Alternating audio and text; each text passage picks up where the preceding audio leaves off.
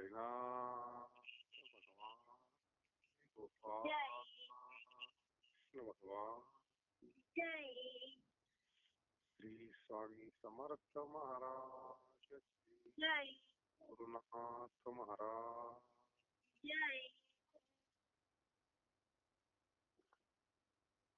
शरण शरण हनुमंता तुम्हालो रामदूता काय भक्तीच्या त्या वाटा मज जावाव्या सुखता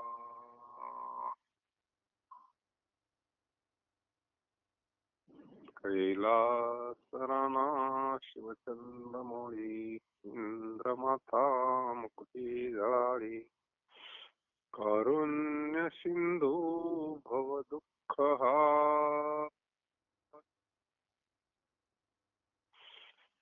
वीन शंभो मजको पारी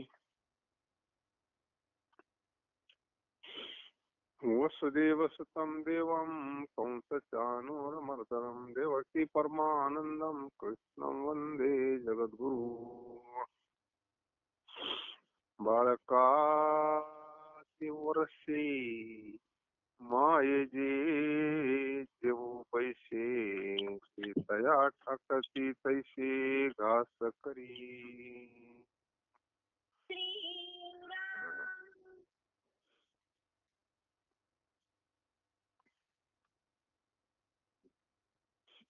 का अफाटा समीरना पेते पण शहाना केले जैसे विंदाना मोठ्या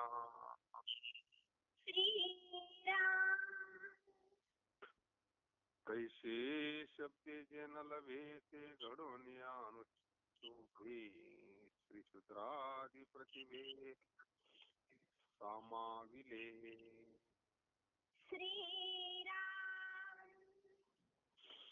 स्वातीचे निपाणीये न होते जरी मोठी तरी अंगी सुंदराची का शोभती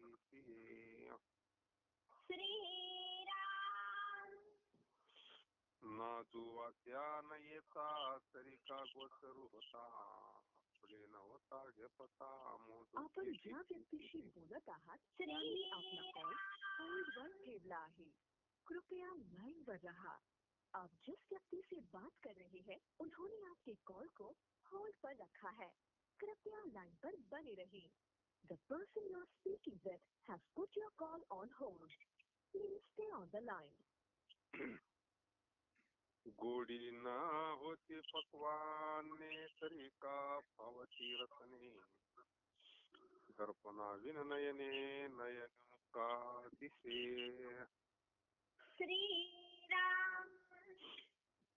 द्रष्टा श्री गुरुमूर्ती नरिगता दृश्यपंथी श्री काया उपासी अकळता तो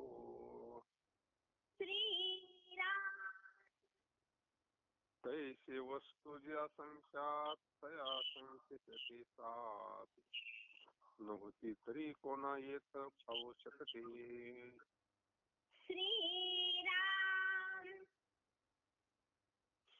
मेघ सिंधूचे पाणी वाही तरी जगतया ते पाही काजे रोमाप ते नोहे ठाकते कोणा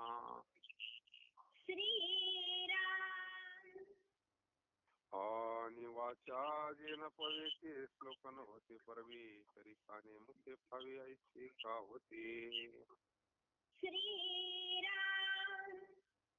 म्हणून श्री व्यासाचा हा सुरू विश्वा झाला उपकारू जे श्री कृष्ण उक्ती आकारू ग्रंथाचा केला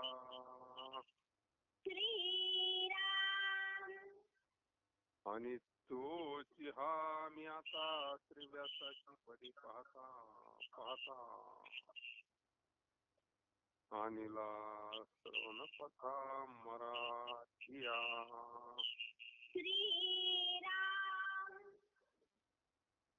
व्यासाधिकाचे उन्मे कर राहटती जेत सांशक तेत मिही रंक एक चावळी करी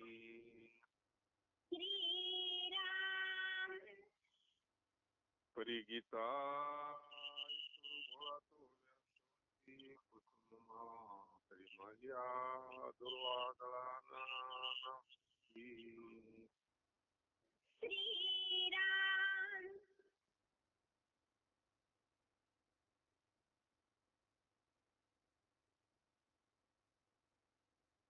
यत्र योगेश्वर कृष्णो यत्र पार्थो धनुर्धरा तत्र श्रीर्विजय ध्रुवा किर्ममा 18व्या अध्यायाचा 78 नंबरचा श्लोक. भगवान परमात्मा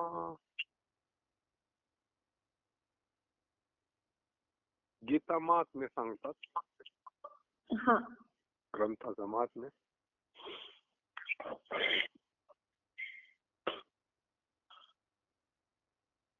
आता हे माऊलींना जास्त विस्तार केला. श्लोक तर एकच आहे ना. पण माऊलीला आवराना गीतेबद्दल सांगायला. गीता किती श्रेष्ठ आहे. मुलालाही प्रेमाने जीव घालण्यास बसली म्हणजे त्याला गिळता येतील अशीच लहान घास करते ना. लहान मुलगा आहे त्याला काय डायरेक्ट 2 भाकरी ठेवून जमन का?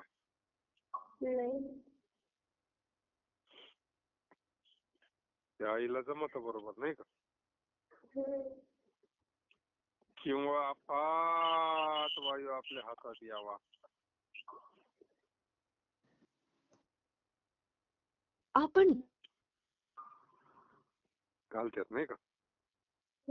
कानात, नाकात, गळ्यात. गळे काय घालत असतील का नाही?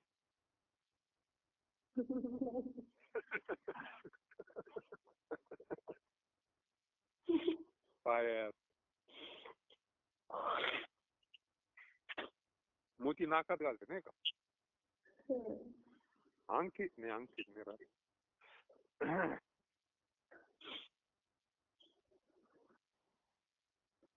मग जर स्वाती नक्षत्राच्या पाण्यापासून जर मोती उत्पन्न झाले नसते तर मग स्त्रियांच्या अंग कशाने शोभिवंत झाला असतं? त्या नक्षत्राचा उपकारच आहे ना स्त्रियांवर. मोती निर्माण झाले कसे असते मग? नाद ब्रह्म जर वाट्यात आले नसते तर नाद आपल्याला कसा कळाला असता? विण्याचा नाद, पिटीचा नाद, पक्वादाचा नाद, ताळाचा नाद, गायनाचा नाद. वाद्यात आला ना तो. वाद्यात नसता तर आपल्याला काही ताळाचा आला असता का आवाज? नाद ब्रह्म आहे ते. फुलं जर नसती तर वास कसा घेता आला असता? आता काय सांगायचंय माऊलीला एवढ्या दृष्टांत काय माहिती.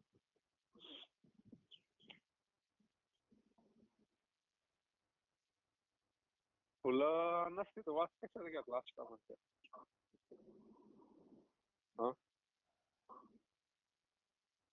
घेता आला असता बिगर फुलाचा वास?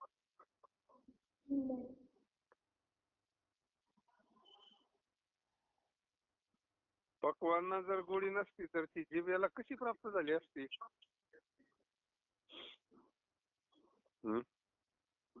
ही जीभ किती डेंजर आहे तिला सगळं कळत आहे. धक्का लागायचा उशीर की लगेच म्हणते मीठ कमी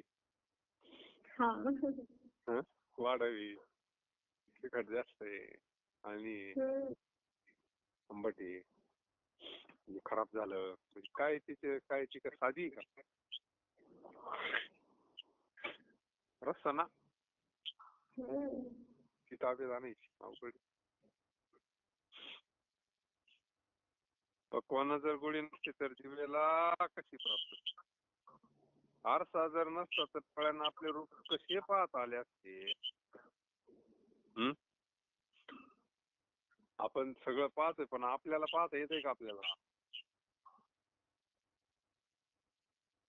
हं? नाही.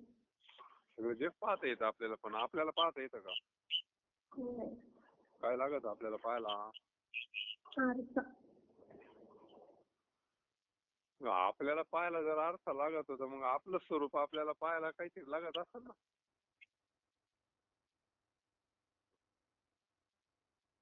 आपलं सारखं आपलं शरीर पाहायला जर आरसा लागतो आपलं स्वरूप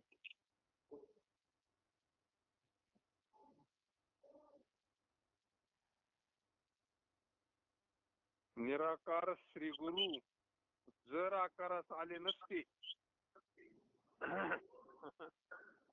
श्री गुरु कशी निराकार. पण आकाराला आले ना.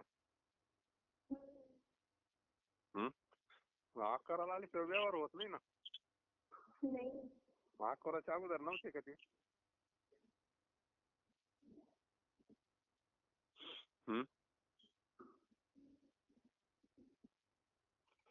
आकाराच्या अगोदर नव्हते का? होते ना रंगाने. आकाराच्या अगोदर कुठं होते मग?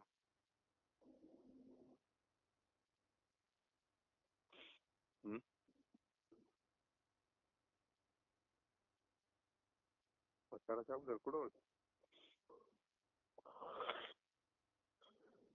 निराकारात होती.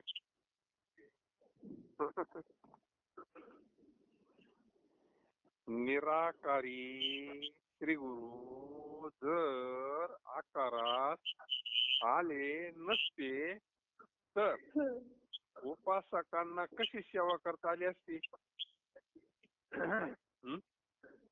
निराकाराची सेवा करता येते का? नाही. निराकाराची पूजा करता येते का? निराकाराची पूजा नाही. निराकाराला आहार घालता येतो का? निराकार आपल्याला काही सांगन का? कीर्तन प्रवचन ज्ञानेश्वरी काही सांगन का निराकार? नाही. म्हणून निराकार काय शब्द वापरला बा माऊलीनं?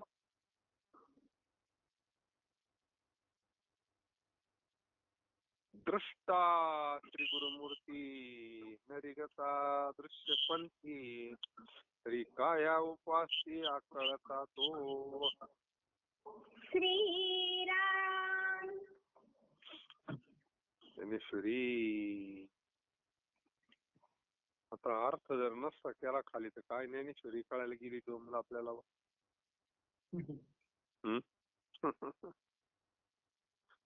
काही ओव्याचा काही मेळ लागत नाही. निराकार श्री गुरु जर आकारास आले नसते म्हणजे प्रगट झाले नसते तर उपासकांना कशी सेवा करता आली असती?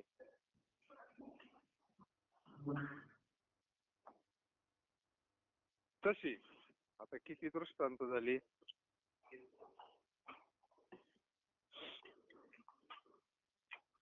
इतक्या टायमात एखाद्यानं मोजले असते ना. आता तुम्हाला काय मोजायला अडचण असते? 11.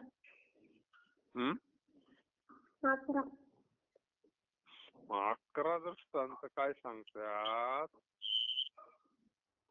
जसं निराकार श्री गुरु जर आकारात आले नसते तर उपासक लोकांना कोणा कशी सेवा करता आली असती? तसं अख्खे दृष्टांत तशी अगणित ब्रह्म गीतेच्या 700 श्लोकाच्या रूपाने जर प्रगट झाले नसते तर कोणाला तरी जाणता आले असते का?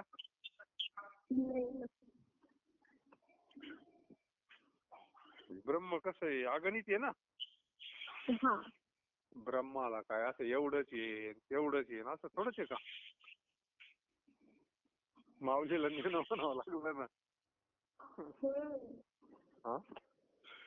माऊलीला पहिला शब्द वापरावा लागला नेनो. तेव्हा त्या ब्रह्माबद्दल बोलले माऊली. नेनो ब्रह्म मार्ग चुकले. चुकत नसतं ते मार्ग ते ब्रह्म असं भरलेलं ती निर्गुण चौकड. मग चुकलं कसं काय? मग म्हणले नेनो. काही हेच तक्रारच नाही ना.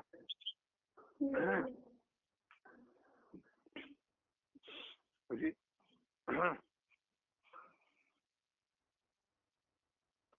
तस ही गीता अगणित ब्रह्मगीतेच्या 700 श्लोकाच्या रूपाने जर प्रगट झाले नसते, कोणाला तरी जाणता आले असते काय? म्हणजे गीता म्हणजे ब्रह्मच आहे ना ते श्लोक, आणि ती गीतेच्या रूपाने प्रगट झाली म्हणून आपल्याला ते ऐकायला मिळाले. माऊलीनं त्याच्यावर टीका केली. मेघ समुद्राचेच पाणी वर घेऊन वृष्टी करून सर्वांना उपयोग करून देतो, तरी लोक मेघाचीच आशा करतात. कारण अमर्याद समुद्राचा कोणालाच उपयोग होत नाही.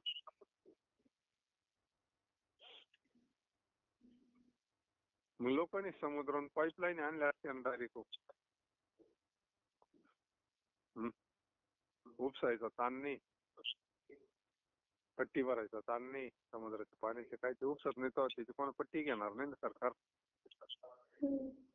फक्त तिथं एक मोटर टाकायची आणि आपल्या वावरात पाईपलाईन आणून दे. कायमचं बागायत ना.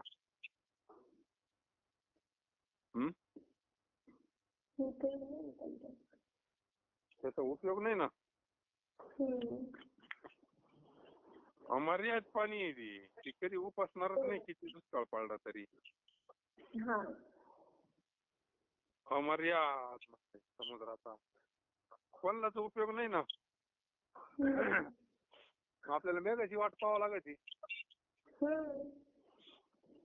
ते काय करत्या, ते पाणी वर घेऊन जाते बाष्पीभवनानं आणि आपल्यावर पावसाची वृष्टी करतात. अमर्याद समुद्र त्याचा उपयोग नाही ना. म्हणून जे वाणीला देखील प्राप्त होत नाही ते हे उत्तम श्लोक जर व्यासाने केले नसते तर ऐकायला किंवा मुखाने तरी वर्णन करायला कसे आले असते.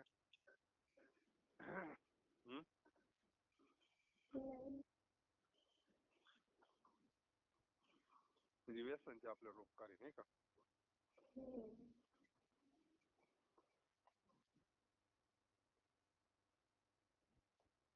याकरता श्रीकृष्णाची जी उक्ती संभाषण तिची रचना व्यासांनी गीतेच्या रूपाने केली. म्हणून सर्व जगातावर त्याचा मोठा उपकार झालाय.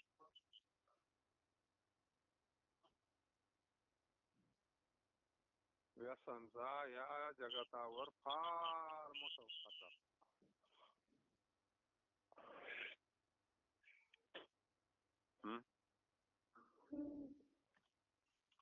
त्या व्यासांच्या गीतेवर व्याख्यान केल्याबद्दलच्या अभिमानाचा परिहार महाराज करतात.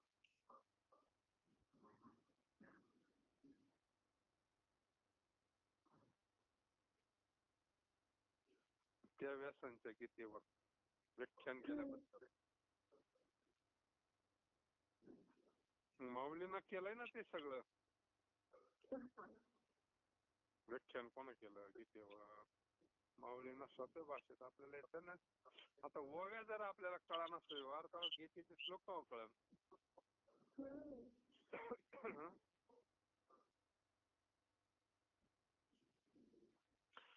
आणि आता तोच गीतार्थ मी व्यासांची पदे पाहून पाहून शुद्ध मराठी भाषेत ऐकण्याजोगा केला.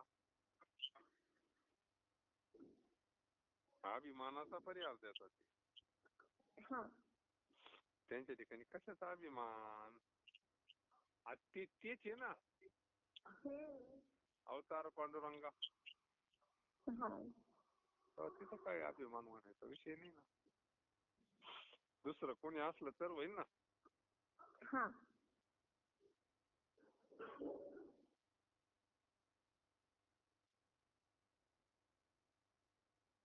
शुद्ध मराठी भाषेत ऐकण्याजोगा केला.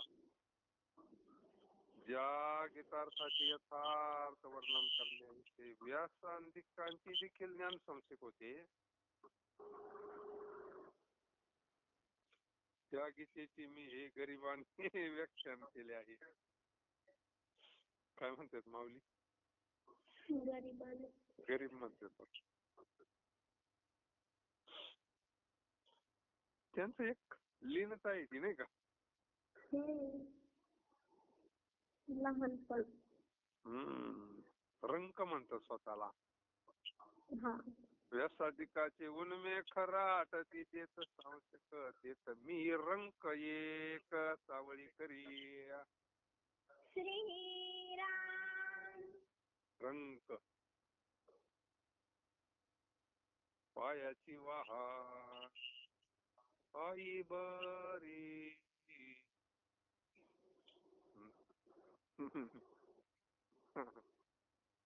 मज पामरा हे काय थोरपण.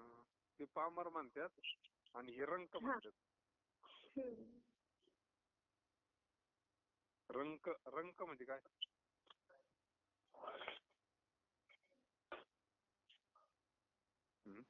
गरीब मनुष्य. गरीबातला गरीब नाही का. नुसता गरीब नाही, गरीबातला श्रीमंत.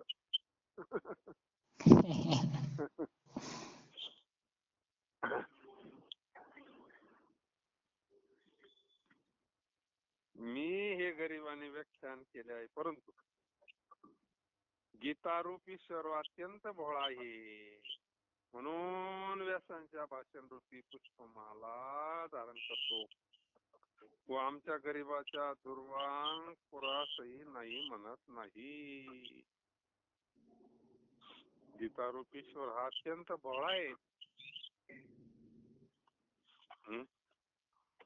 भगवंत भोळा, शिव भोळाची आणि पांडुरंग भोळाची नाही का.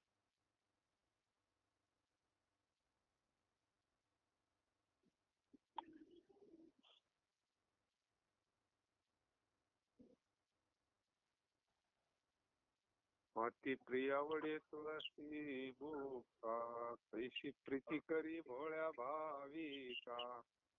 भाविकही भोळी, देवही भोळा.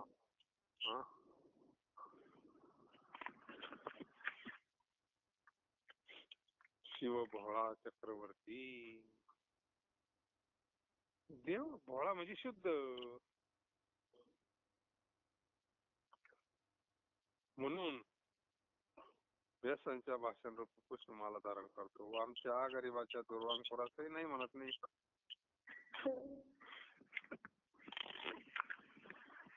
आणि क्षीर सिंधूची आता पाणी याची गजकथा काय मुरकुटा वारीच साचे.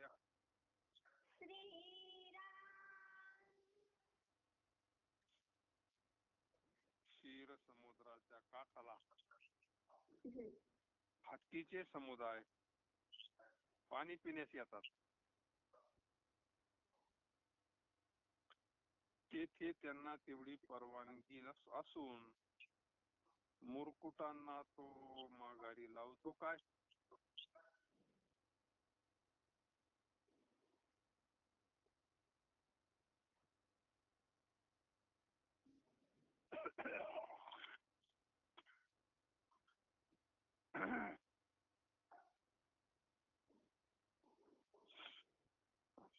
क्षीर समुद्राच्या काठाला हत्ती पाणी प्यायला येतात मग बाकीच्यांना काय बंधन आहे का? नाही. पंख फुटतात ना फुटतात, अशा पाखराला जरी उडता आलं नाही तरी ते आकाशातच राहत व सर्व गगनाचे आक्रमण करणारा गरुडाच्या आकाशातच राहतो. छोटे छोटे जे पाखरं असतात चिल्ल ते आपलं उडतात ना हळूहळू हवेमध्ये झाडावर, आणि गरुडा आकाशात उडतो. राजहंसाची मंदगती सर्व जगतात उत्तम असली म्हणून दुसऱ्या कोणी चालू नये की काय?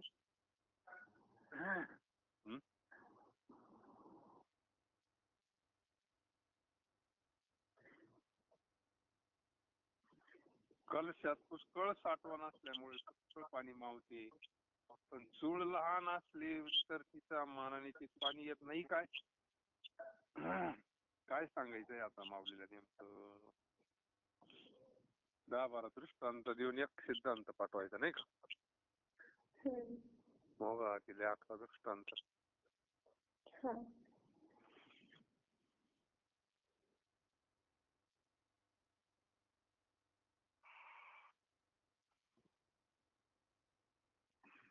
मशाल मोठी असल्यामुळे तिचे तेज मोठी पडते. वात जरी लहान असली तरी तिच्या मानाने तिचे तेज पडतच. दृष्टांत किती असली पण एकाच नुसते दृष्टांताचा जरी थोडा विचार केला एक दृष्टांत काही बदल नाही ना. कसे सुचले असतील मग? बरं दृष्टांत का काय असे काय थोडीच आहे का प्रत्येक ओवीला दृष्टांत?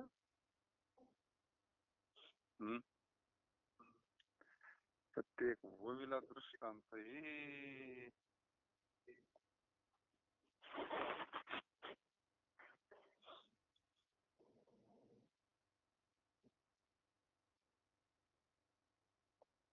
समुद्राच्या विस्ताराप्रमाणे त्याच आकाशाची प्रतिबिंब मोठी दिसते, पण ती डबक्याच्या मानाने दिसतेच ना. समुद्रात जे दिसतं ते डबक्यातही दिसतं. प्रतिबिंब आकाशाचं प्रतिबिंब त्याप्रमाणे एवढे दृष्टांत झाले त्याप्रमाणे व्यासादिकांच्या महामतीने या ग्रंथाविषयी विचार करावा व आम्ही स्वस्थ बसावे. ही गोष्ट युक्तीला जुळत नाही. केवढी दृष्टांत म्हणजे व्यासादिकांच्या महामतीने या ग्रंथाविषयी विचार करावा आणि आपण काही करू नये का? मग आपल्या पद्धतीने करायला हरकत काय? आता जेवढं जमन तेवढं. गरुडला उडत असेल पण छोटस पाखरू तेवढ्या झाडावर उडत भरारी मारी. आता व्यासांची बुद्धी काय? व्यास विशाल बुद्धी म्हणलंय ना, म्हणून तर त्यांना व्यास म्हणलं ना. व्यास म्हणजे व्यापक.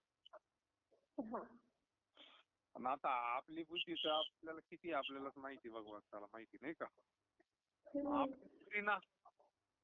आपल्या परीनं गीतेचा अर्थ लागेल ना आपल्याला. जसा लागेल तसा लागेल. ज्या समुद्रामध्ये मंदराचला सारखी महान जलचर वास करतात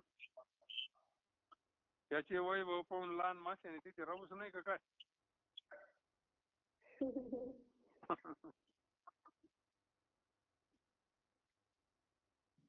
अरुण हा सूर्याचा जवळचा आहे म्हणून तो सूर्यास पाहतो आणि पृथ्वीवर जरी लहान मुंगी आहे ती त्याच्याकडे पाहत नाही की काय? अरुण कोण?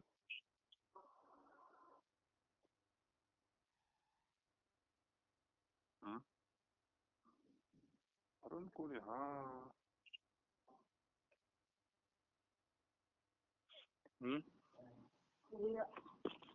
हम्म? पुतण्या सारथी. सारखी का? वाचलं होतं असं का ते? हम्म?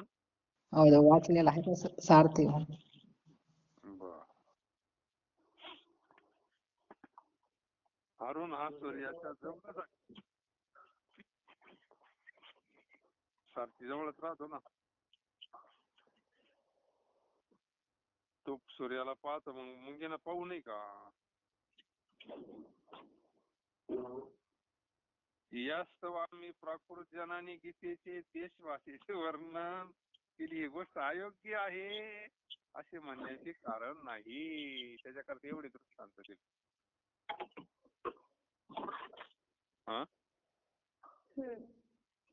आम्ही प्राकृत आहे ना मराठी. आम्ही प्राकृत जनाने गीतेचे देश भाषेत वर्णन केली, ही गोष्ट अयोग्य आहे असे म्हणायचे काही कारण नाही.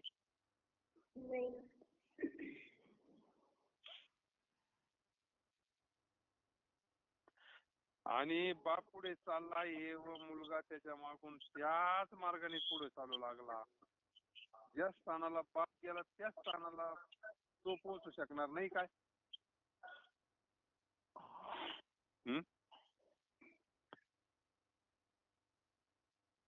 ज्या रस्त्यानं बाप गेला त्याच मागून मुलगा चाललाय. जिथं बाप गेला तिथं मुलगा जाईल ना. तसा तैसा व्यासाचा मागोवा घेतू भाष्यकाराचे वाट पुसतू अयोग्य ही मी न पवतो के जाईना.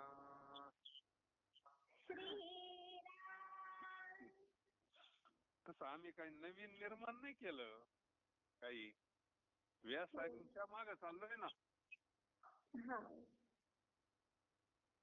तसा मी व्यासांचा माग घेत. माग कळतो का? माग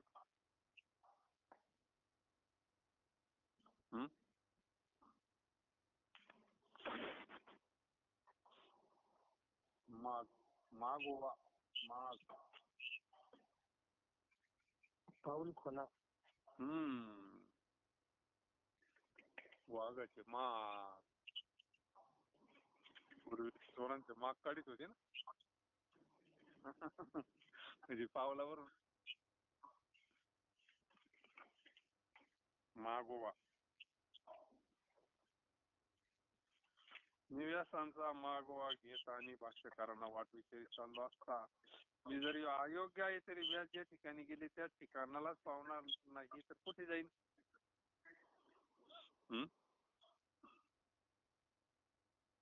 आणि ज्या परमेश्वराच्या क्षमेने पृथ्वी स्थावर जंगम विश्वाचा उपद्रव सहन करते, ज्या परमेश्वराच्या अमृताने चंद्र सर्व जगाच्या तापाची निवृत्ती करून शांत करतो,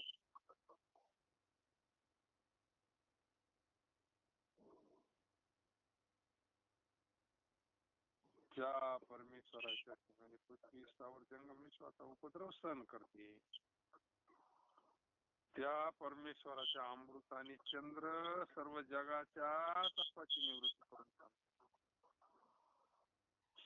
ज्या परमेश्वराच्या अंगाच्या तेजाने सूर्याला तेज प्राप्त झालंय म्हणून तो सर्व जगाला अंधारापासून प्राप्त होणारे संकट दूर करतो.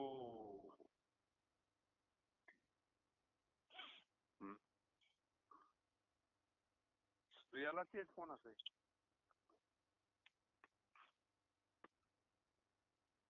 ज्या परमेश्वराच्या अंगाच्या तेजाने सूर्याला तेज प्राप्त झाले,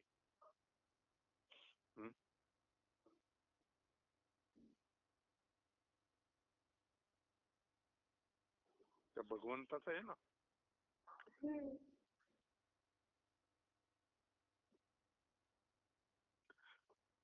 ज्या परमेश्वराच्या सत्तेने समुद्राला उदक मिळाले. नवी अध्यायात आहे ना, म्या बोलविल्या वेद बोले.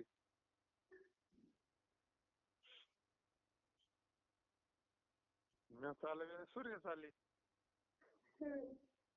म्या हलविल्या प्राण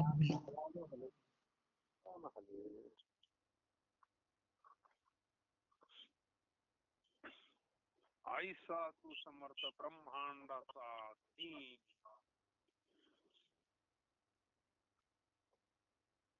ज्या परमेश्वराच्या सत्तेने समुद्राला उदक मिळाले आहे.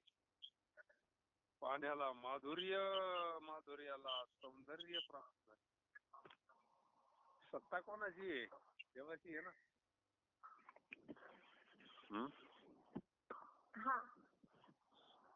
आपण म्हणतो काय वारं सुटलं, सगळे झाडं पाडून टाकली, घरं पाडून टाकली. पण त्या वाऱ्याला शक्ती कोणाची? ज्या परमेश्वराच्या सत्तेने वाऱ्याला गतिरूप बल,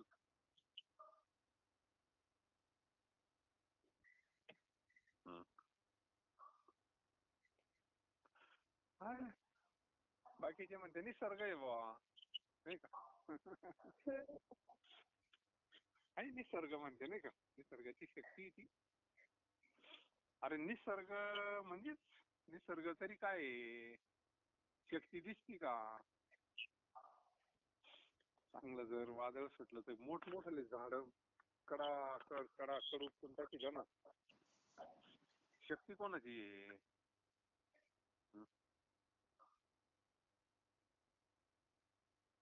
सगळी शक्ती भगवंताची आहे ना. वावटं जर आली तर जुन्या महिला मंडळ रामाची नाही.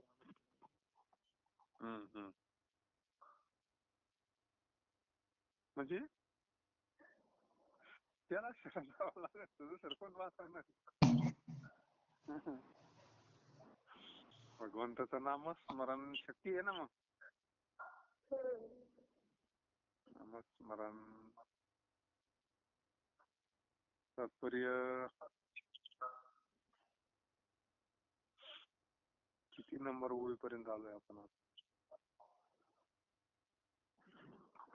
26. 24.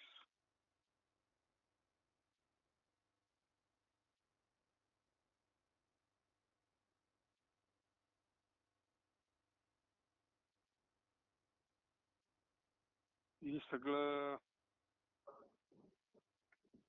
सद्गुरु समर्थ सद्गुरु निवृत्तीनाथ माझ्या अंतःकरणात शिरून वाटतं. एवढं काय करता सांगायचंय त्यांना?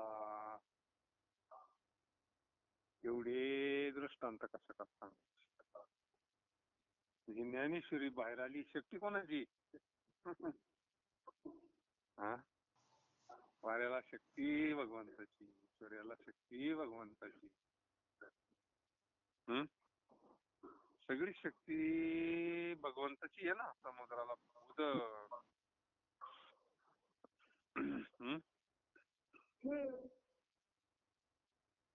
मग एवढं हे जे झाले कोणामुळे झालं ज्ञानेश्वरी असं सांगायचं ना. माझ्या अंतःकरणामध्ये कोण आहे? निवृत्ती दादा. मग हृदय सद्गुरु म्हणलंय ना.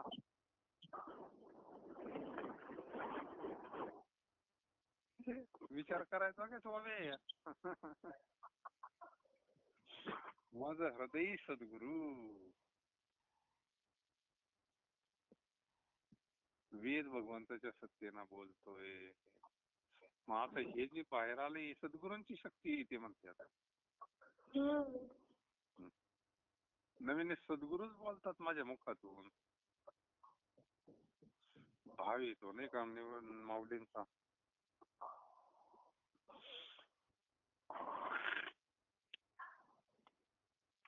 आता जवळजवळ गीता महात्म्य बी संपत आलाय बर का. आता राहिल्या काय 75 वगैरे राहिले असतील फक्त, नाही का? इथे 1800 किती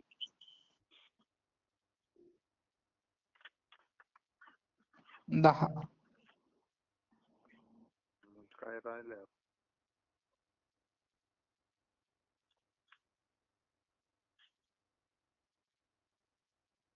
70-80 वेळा राहिले नाही का? हा. कुंडलिका वरदे हरितल श्री ज्ञानदेव तारा कुंडलीनाथ भगवान की जय, गोपाल कृष्ण भगवान की जय. जय हरी. भारती ज्ञान राजा महाकैवल्य तेजा, सेविसी साधू संत मनु वेधला माझा, वेधला माझा. भारती ज्ञान राजा लोपले ज्ञान जगी, तने नाती कोणी. अवतार पांडुरंग नाव ठेविले ज्ञानी, ठेविले ज्ञानी. आरती ज्ञान राजा प्रगट गुह्य बोले, विश्व ब्रह्माची केले. राम जनार्दनी पायी मस्तक ठेविले, मस्तक ठेविले. आरती ज्ञान राजा महाकैवल्य तेजा, सेविसी साधू संत मनु वेधला माझा, वेधला माझा.